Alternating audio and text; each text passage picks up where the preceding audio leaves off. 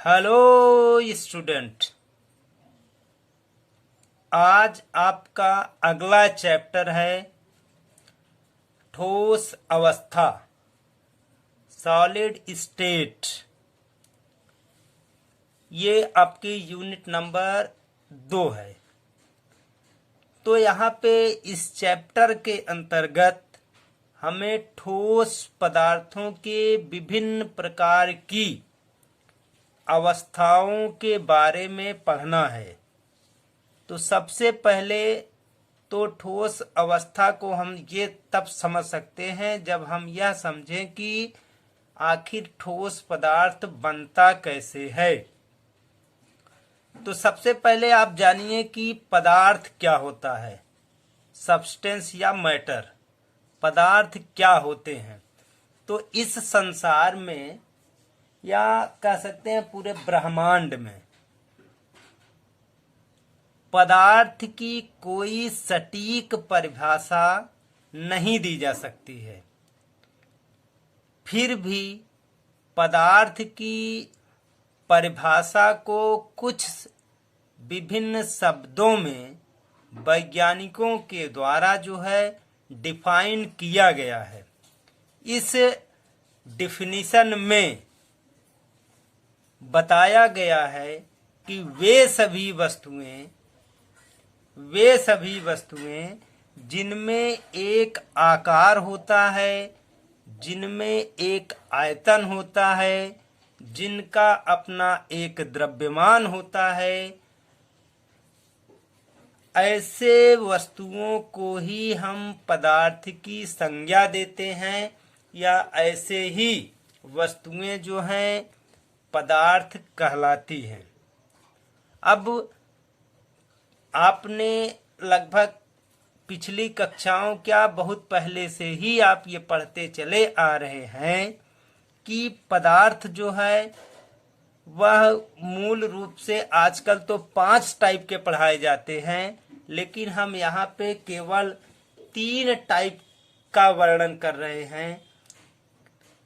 एक आपका है पदार्थ का एक रूप है आपका ठोस, दूसरा जो है आपका द्रव, तीसरा जो है वह है आपका गैस। ठोस, द्रव और गैस। तो ठोस, द्रव और गैस या सॉलिड, लिक्विड और गैस में जब हम बात करते हैं तो यहाँ पे अब बात आती है कि ठोस क्या होता है। तो ठोस में आपके आकार, आकृति एवं आयतन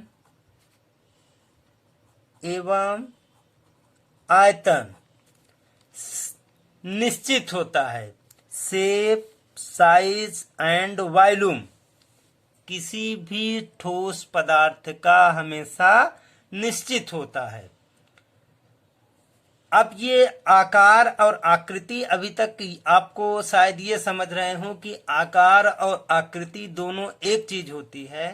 तो बच्चों जान लो कि आकार एवं आकृति दोनों एक नहीं होती है। शेप या आकार का मतलब होता है किसी वस्तु के या किसी पदार्थ के बड़े या छोटे होने से, अर्थात लंबा है, छोटा है, इस टाइप की बात होती है, तब हम उसके शेप की बात कर रहे होते हैं। हम उसके शेप या आकार की बात कर रहे होते हैं। आकृति क्या होती है? साइज जो है वह किसी भी वस्तु के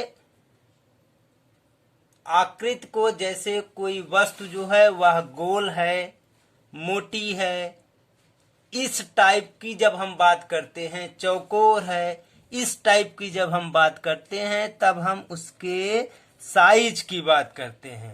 तो आई होप कि आप लोगों को शेप और साइज का डिफरेंस क्लियर हो गया होगा। तो किसी भी आपके सॉलिड पदार्थ के, ठोस पदार्थ के आकार, आकृति एवं आयतन हमेशा क्या होते हैं? निश्चित रहते हैं। अगर हम अब यहाँ पे द्रव या लिक्विड की बात करें तो द्रव में आपके क्या होते हैं कि द्रव का आकार जो है वह कभी भी निश्चित नहीं रहता। द्रव का आकार जो होता है वह कभी भी निश्चित नहीं रहता है, लेकिन इसके आयतन जो होते हैं द्रव पदार्थों के हमेशा निश्चित होते हैं। क्यों निश्चित होते हैं? क्योंकि द्रव पदार्थों को जिस भी बर्तन में रखा जाता है वह उसी की आकृति का हो जाता है, और साथ साथ क्या होता है कि उस बर्तन के बराबर ही उसका आयतन हो जाता है। अब अगर हम बात करें गैस की, तो गैस एक ऐसी अवस्था है जिसमें आकार, आकृति एवं आयतन, ये तीनों के तीनों, आकार, आकृति, शेप, साइज एंड वॉल्यूम, ये तीनों के तीनों जो हैं वह कभी भी क्या होते हैं? निश्चित नहीं होते हैं। तो यहाँ पे आपने पढ़ा कि पदार्थ क्या है और पदार्थ के प्रकार क्या है। तो अब आपको चैप्टर से हम रिलेट करेंगे कि हम बात चूंकि कर रहे हैं ठोस अवस्था की, तो ठोस अवस्था जो है यहीं से निकल करके आती है, इसीलिए हमने आपको सबसे पहले पदार्थ और पदार्थ की अवस्था के बारे में बताया। अब हम बात करते हैं अपने मूल चैप्टर की, जो चैप्टर का नाम है ठोस अवस्था या सॉलिड स्टेट। तो सबसे पहले हम इसकी परिभाषा समझें कि क्या होता है। तो ठोस से जो अभी हमने आपको बताया कि ठोस वे पदार्थ होते हैं जिनका आकार, आकृति एवं आयतन निश्चित होता है। इससे थोड़ा सा आगे जब हम निकलें या थोड़ा सा इस परिभाषा में और हम जोड़ दें तो आपको जो है ठोस की अवस्था का पता चलेगा। जैसे वे पदार्थ जिनका आकार, आयतन, आकृति एवं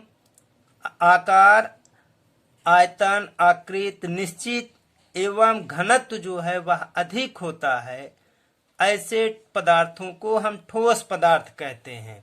तथा यह अवस्था ठोस अवस्था कहलाती है। यह अवस्था ठोस अवस्था कहलाती है। अब यहाँ पे आपको एक चीज और हम बता दें कि ठोस पदार्थों में कणों के बीच लगने वाला अंतरा आणविक बल का मान सबसे अधिक होता है, उससे कम जो है द्रव अवस्था में पाया जाता है और उससे कम गैसियस अवस्था में पाया जाता है। अब यहाँ पे ठोस पदार्थ, अब चूंकि चैप्टर जो है आपका ठोस अवस्था है, तो ठोस अवस्था को हम क्या करते हैं कि ठोस अवस्था में पाए जाने वाले ठोस पदार्थों को उनकी ज्यामिति के आधार पर, ज्योमेट्रिकल स्थिति के आधार पर हम उन्हें दो वर्गों में विभाजित करते हैं। एक को कहा जाता है आपका क्रिस्टलीय ठोस, क्रिस्टलाइन सॉलिड, और दूसरे को कहा जाता है अक्रिस्टलीय ठोस, अमॉर्फस सॉलिड। Amorphous solid. तो क्रिस्टलीय ठोस और अक्रिस्टलीय ठोस में क्या डिफरेंस होता है? तो क्रिस्टलीय ठोस जो है उनमें ज्यामितीय व्यवस्था, उनकी ज्यामितीय व्यवस्था या ज्योमेट्रिकल स्थिति जो है वह आपकी क्या होती है? निश्चित रहती है। और साथ साथ वे सभी जो होते हैं दीर्घ परासी व्यवस्था में पाए जाते हैं। किस में पाए जाते हैं? दीर्घ परासी व्यवस्था में पाए जाते हैं। जैसे आपका NaCl है। अब पहली चीज तो आप समझिए कि ये आपका ज्योमेट्रिकल या ज्यामितीय संरचना क्या है। तो ज्यामितीय संरचना समझने के लिए आप समझिए कि जैसे दीवार बनाई जाती है, तो दीवार बनाने पर जब हम ईंटों का प्रयोग करते हैं तो ऐसे दीवारें जो होती हैं एक दूसरे पर हम ईंटों को रख करके उनको जो है लगातार बढ़ाते चले जाते हैं। यानी कहने का मतलब यह है कि एक निश्चित क्रम से हम ईंटों को रखते हुए दीवार को हम बनाते चले जाते हैं। इसी व्यवस्था को, जो क्रमबद्धता पाई जा रही, इसी व्यवस्था को हम क्या कहेंगे? ज्यामितीय व्यवस्था कहेंगे। तो चूंकि अब यहाँ बात हम कर रहे हैं किसी भी पदार्थ में, तो पदार्थ के अंदर आयंस होते हैं, अणु होते हैं, परमाणु होते हैं। तो यहाँ पे हम जब क्रिस्टलीय ठोस की बात करेंगे तो क्रिस्टलीय ठोस में यहाँ पर हम ईंटों की बात नहीं कर रहे हैं। यहाँ पे जो क्रमबद्धता पाई जा रही है वह क्रमबद्धता जो है वह आयनों की, परमाणुओं की या अणुओं की होगी। जैसे आपका NaCl है, तो NaCl में आपका क्या है कि एक NaCl का कोई आयन है तो उसके जस्ट साइड में एक क्लोरीन का आयन है, तो फिर आपको क्या है कि फिर आपका सोडियम का आयन है, फिर क्लोरीन का आयन है। इस प्रकार से इनकी व्यवस्था जो है वह कैसी है? ज्यामितीय व्यवस्था है। इसी प्रकार से आपका क्या है? अक्रिस्टलीय ठोस या अमॉर्फस सॉलिड है। इनमें कोई निश्चित ज्यामितीय व्यवस्था नहीं होती है। तो निश्चित ज्यामितीय व्यवस्था नहीं होती है, यानी कि इनमें आपके क्या होते हैं, जैसे अभी यहाँ पे हमने बताया कि इनका आकार जो होता है वह आपके मतलब कि क्रिस्टलीय ठोस में जैसे एक निश्चित क्रम में ईंट रखी गई है, तो इनमें आपका क्या होता है? अक्रिस्टलीय ठोसों में यह व्यवस्था जो होती है वह निश्चितता नहीं होती है। एक ईंट ऊपर है तो एक ईंट नीचे है, तो एक ईंट इधर है तो एक उधर है। कहने का मतलब कि ये इधर उधर बिखरी अवस्था में रहते हैं, इधर उधर बिखरी अवस्था में रहते हैं। इस प्रकार की जो संरचना बनती उसको हम अक्रिस्टलीय ठोस के अंतर्गत रखेंगे। और एक चीज, तो परिभाषा में आपको बताया गया कि परिभाषा में कहा जा रहा है कि क्रिस्टलीय ठोस जो होते हैं दीर्घ परासी व्यवस्था में होते हैं, जबकि अक्रिस्टलीय ठोस जो होते हैं वो लघु परासी व्यवस्था में होते हैं। तो अब ये परासी व्यवस्था क्या होती है? तो परासी व्यवस्था जिसको आप इंग्लिश में रेंज कहते हो, तो ये परासी व्यवस्था का मतलब समझिए ऐसे कि अगर हम ईंट की दीवार को ऐसे जोड़ना चालू करें क्रमबद्धता रूप में, तो इस ईंट की दीवार को हम काफी ऊंचाई तक ऐसे लगातार लेकर के जा सकते हैं। जबकि इसी को हम क्या कहेंगे? इसी को कहेंगे लॉन्ग रेंज या दीर्घ परासी व्यवस्था। जबकि जब यहाँ पे हम अक्रिस्टलीय ठोस में जिसमें आपके कणों की व्यवस्था जो है अनिश्चित है, तो अगर इस पे हम कणों को एक दूसरे पे एकत्रित करना चालू करेंगे तो यह आपका क्या होगा? ये लॉन्ग टर्म में नहीं जाएगी, यानी कि इसको हम बहुत बड़ा नहीं बना सकते क्योंकि इसकी व्यवस्था जो है वह अनिश्चित है। तो आई होप कि आपको समझ में आ गया होगा। तो अब इसका उदाहरण जैसे क्रिस्टलीय ठोस के लिए आपका क्या है? NaCl है, तो अक्रिस्टलीय ठोस के लिए आपका क्या है? रबर है और आपके क्या है? कांच है। रबर है और कांच है। तो यहाँ पे आपने क्या पढ़ा कि ज्यामितीय व्यवस्था या ज्यामिति के आधार पर हमने ठोस पदार्थों के विभाजन किए, जिसमें क्रिस्टलीय और अक्रिस्टलीय ठोस के रूप में। अब अगली हेडिंग आपकी है कि क्रिस्टलीय एवं अक्रिस्टलीय ठोसों में डिफरेंस, यानी कि क्रिस्टलीय संरचना क्या होती है और अक्रिस्टलीय संरचना क्या होती है, दोनों को हमको क्या करना है कि अंतर डिफाइन करना है। और यह अंतर हम डिफाइन करेंगे किसके आधार पर? डिफाइन करेंगे उनके गुण के आधार पर। किसके आधार पर? उनके गुण के आधार पर। तो पहला गुण हम लेते हैं उनका आकार।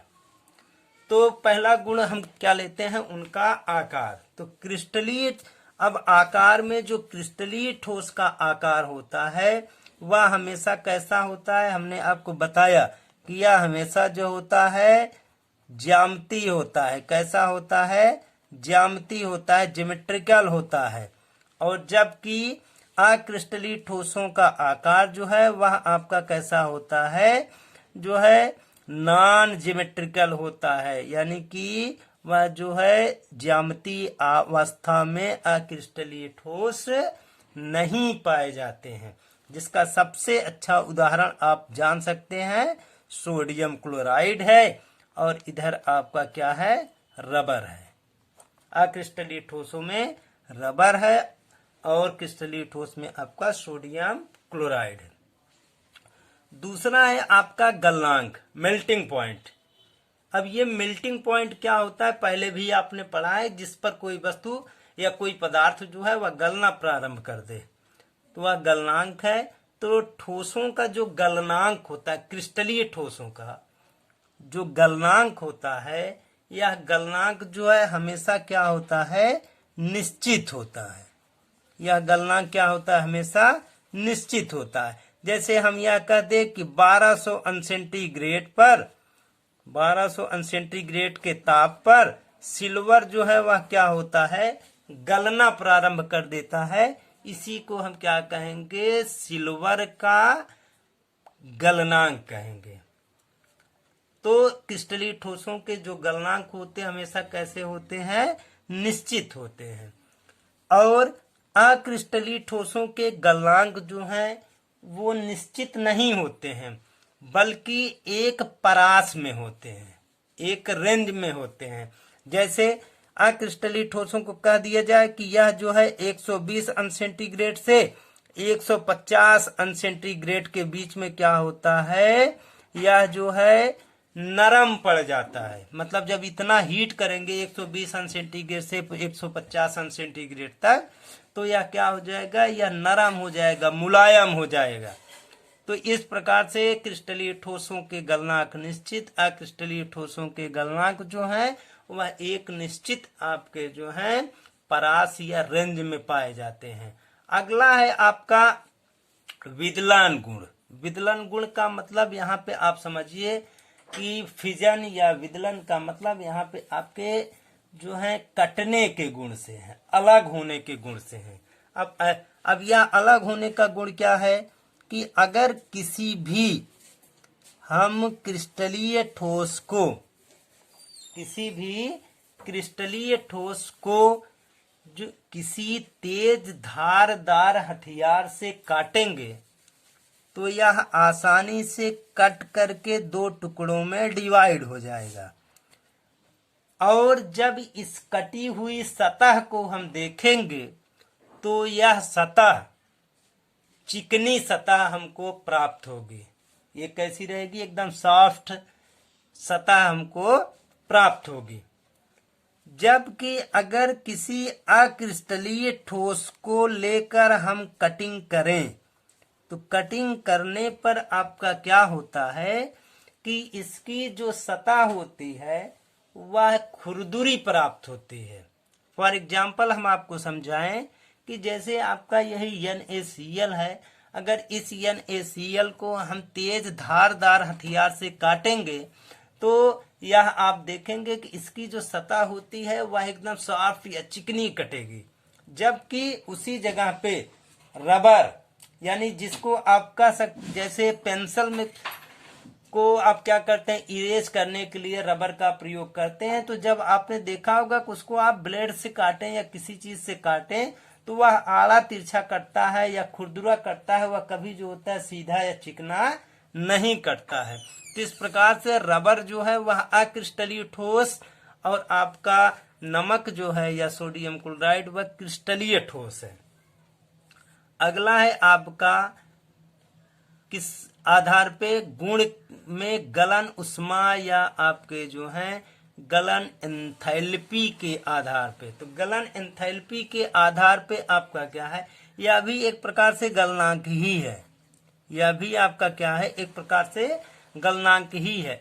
इसमें क्या होता है कि जो क्रिस्टलीय ठोस होते हैं, क्रिस्टलीय ठोसों के गलनांक वो आपके जो है गलन उष्मा जो होती है वह एक निश्चित परास में होती है। जैसे अब कह दिया जाए कि लोहा है, लोहा जो है वह 1500 अंश सेंटीग्रेड से लगा करके 1800 अंश सेंटीग्रेड के ताप के बीच में यह क्या हो जाएगा, यह गल जाएगा। मतलब एक निश्चित परास में यह क्या होगा, गल जाएगा। जबकि आपके क्या हो गए कि जब हम अक्रिस्टलीय ठोसों की बात करेंगे तो यहाँ पे आपके क्या हो गए कि परास मिल गई आपको, किसकी, टेम्परेचर या ताप की। यहाँ पर आपका क्या होता है, अक्रिस्टलीय ठोसों की कोई परास जो है वह निश्चित नहीं हो पाती गलन उष्मा के लिए। इसका बढ़िया उदाहरण आपको मिल सकता है, जैसे आपका टायर है।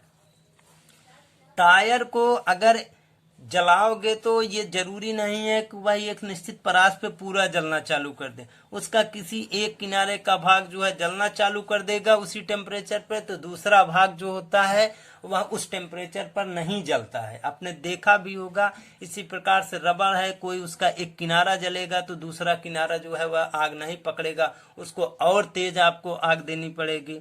तो इस प्रकार से आपके क्या हो गए कि इनकी जो गलन उष्मा होती है वह जो है निश्चित नहीं रह जाती है, जबकि गलन एंथैल्पी क्रिस्टलीय ठोसों की एक निश्चित परास में होती है और उस परास पर आते आते क्रिस्टलीय ठोस जो है वो पूर्ण रूप से क्या हो जाएंगे, गल जाएंगे।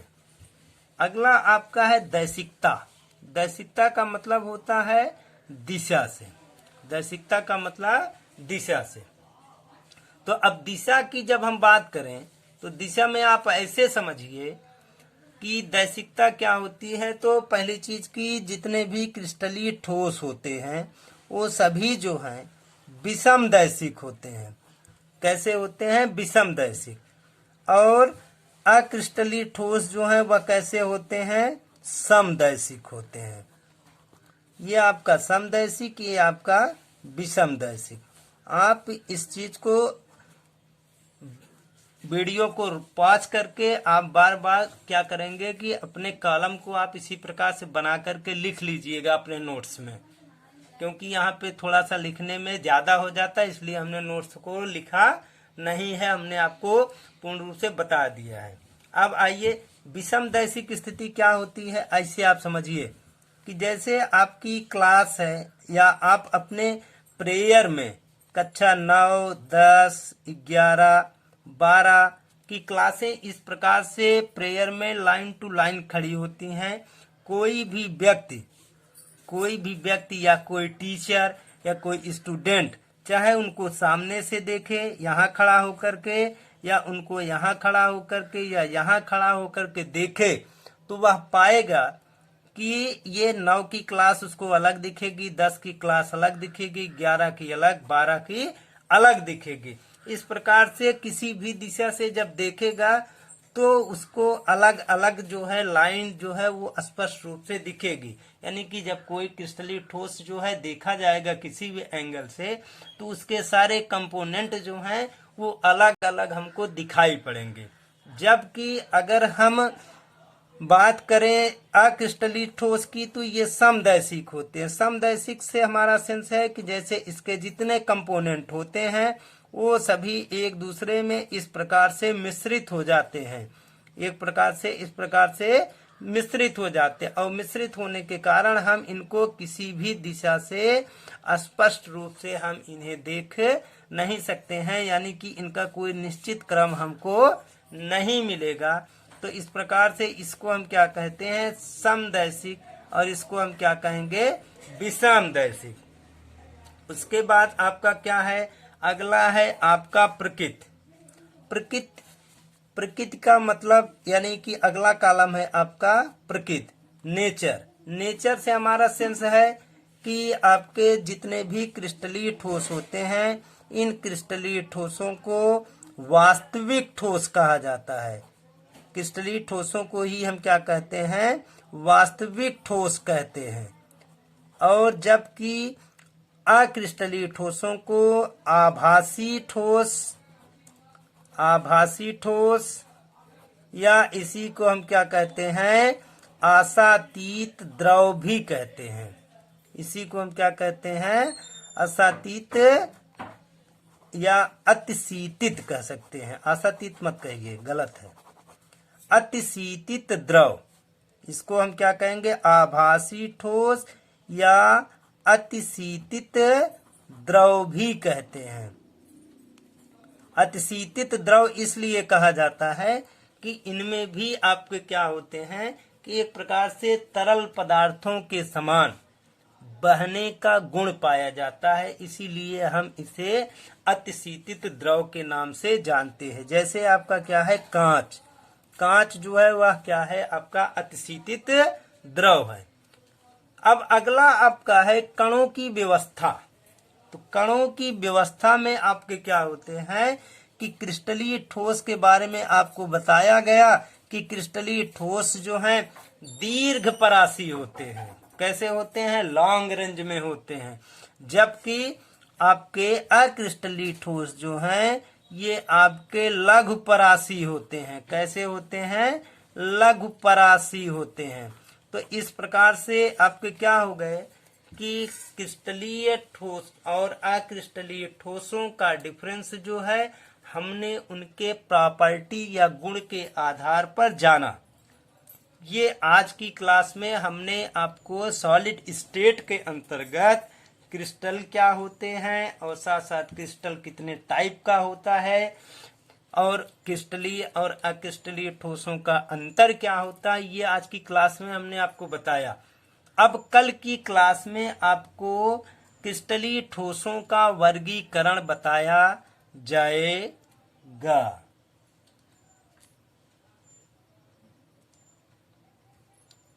Good good.